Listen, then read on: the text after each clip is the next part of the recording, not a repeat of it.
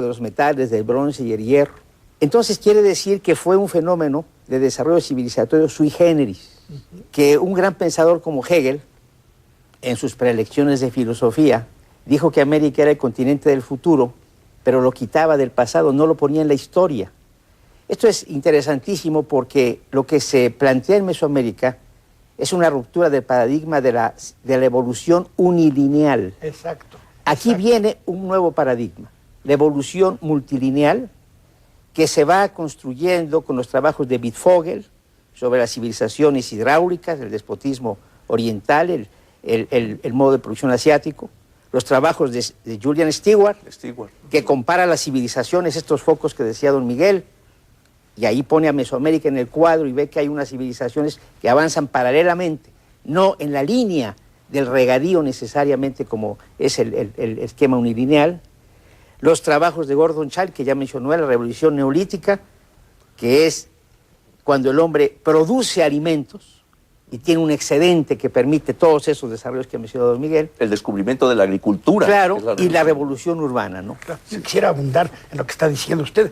Es decir, Mesoamérica interesa al historiador, al antropólogo. ¿Por qué? Porque es un desarrollo diferente, paradójico a veces. Tener el cero y no tener un instrumento de metal. Así es, interesantísimo. ¿Verdad? Sí. Pero hay algo más. Esto lo comenzamos a ver en los años 50, 40, 50, en Mesoamérica, después de que hay un proceso de investigación que le da mucha importancia a los centros ceremoniales, a las piezas en sí mismas, pero no estudia ese proceso, las fuerzas sociales ni las fuerzas productivas que llevan a construir esta civilización. Estos autores que he mencionado, a los que debe agregarse Lawrence Crowther con el estudio del Estado comparativamente en las civilizaciones originarias y que tiene como trastelón el pensamiento de Marx, tienen un efecto en México en los estudios de Pedro Armillas, de Eric Wolf, de Ángel Paler, de Pedro Carrasco y del propio don Miguel, que van construyendo un paradigma alternativo. Aquí es un proceso donde estamos reinventando un enfoque antropológico, un enfoque histórico, muy importante para la historia de la antropología mundial. Por eso Mesoamérica interesa en todo el mundo. Por supuesto. ¿Verdad? Por ejemplo, simplemente el estudio de la lengua náhuatl. Hay en Estados Unidos por lo menos 20 universidades donde enseñan náhuatl. En Francia hay como 3, en Alemania 2 o 3. O sea, realmente se extiende a muchos lugares. ¿Por qué interesa? Sí. Quiero conocer qué le pasó al hombre cuando en ese aislamiento creó una civilización. ¿Verdad?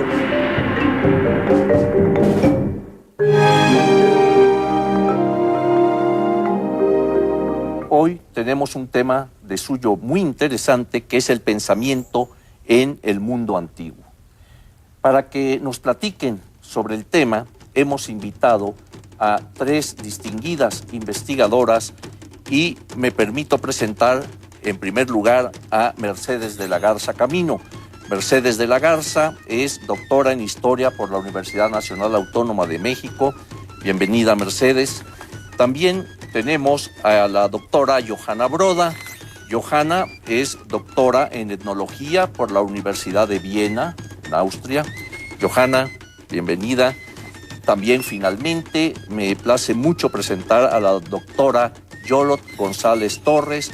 Ella es investigadora del Instituto Nacional de Antropología e Historia. Yo quisiera pedirle precisamente a Johanna Broda si pudiera darnos, digamos, una idea de lo que entendemos por este pensamiento, esta cosmovisión, como se le nombra también, entre los grupos prehispánicos. ¿Cómo podríamos, Johanna, definir en cierta forma lo que es esta cosmovisión? ¿Qué es la cosmovisión?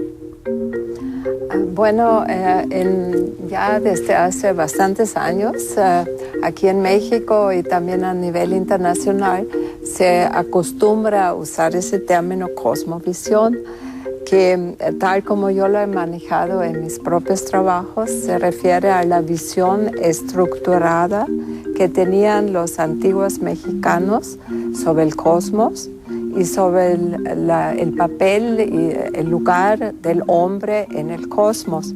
Entonces implica una relación entre los hombres, pero sobre todo hacia la naturaleza, en un sentido más cercano, donde vive la sociedad, la gente, y también el cosmos en un sentido mucho más amplio.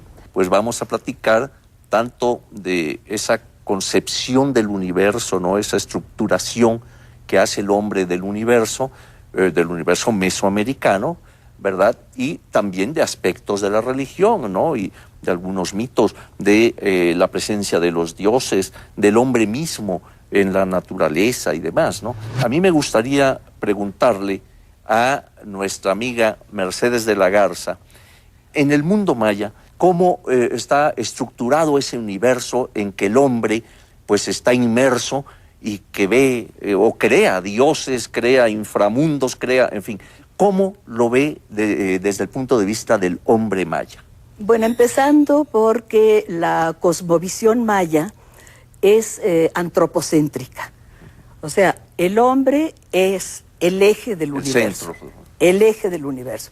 El puesto del hombre en el cosmos, hablando con esta frase conocida, es ser el eje del universo y tener en sus manos la existencia y el manejo de todo lo que existe. O sea, el universo en tanto que todo lo que está estructurado formando parte del mundo en general. Astros, árboles, animales, personas, etcétera, etcétera. La idea central de los mayas y de los nahuas también es que este universo no existe por sí mismo, sino que depende de los dioses. O sea, los dioses, los seres sobrenaturales, los espíritus, crearon el universo con una finalidad. Y eso está muy claro en los textos mayas, fundamentalmente en el Popol Vuh, que es la obra maestra de la literatura indígena mesoamericana.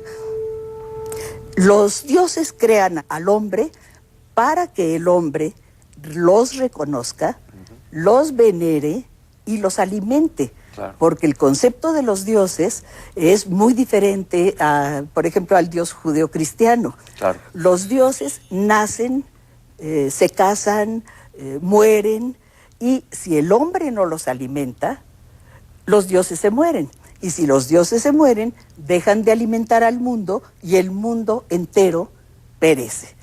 ¿Cómo se concibe este universo, digamos, dividido en ciertos niveles, en ciertas orientaciones, en rumbos, etcétera? A ver, ¿quién de ustedes quisiera darnos el panorama, por ejemplo, entre los grupos nahuas y entre los mayas mismos, ¿no? Estos rumbos universales, o sea, ¿cómo es esta concepción que sabemos que nos llega de cómo estaba estructurado ese universo, ¿no? Bueno, yo tengo un especial interés en marcar la importancia de los puntos solsticiales. Además de los otros rumbos del universo, y especificar que los mesoamericanos utilizaban este nombre de Naucampa, en el caso de los nahuas, que quiere decir los 4 rumbos, y que no quiere decir los puntos cardinales, y que yo creo que ese ha sido un error muy grave de muchísimos de nosotros, tomar este término como los rumbos cardinales, o sea, norte, sur, este y oeste. Entonces, yo creo que estos puntos de donde se pone el sol, muy al sur o muy al norte en el universo, son los que marcaban el espacio para decir hasta aquí llega la Tierra y hasta aquí llega la luz. Y eso lo tomo también un poco comparándolo con otras civilizaciones del mundo, como por ejemplo los chinos, que dicen que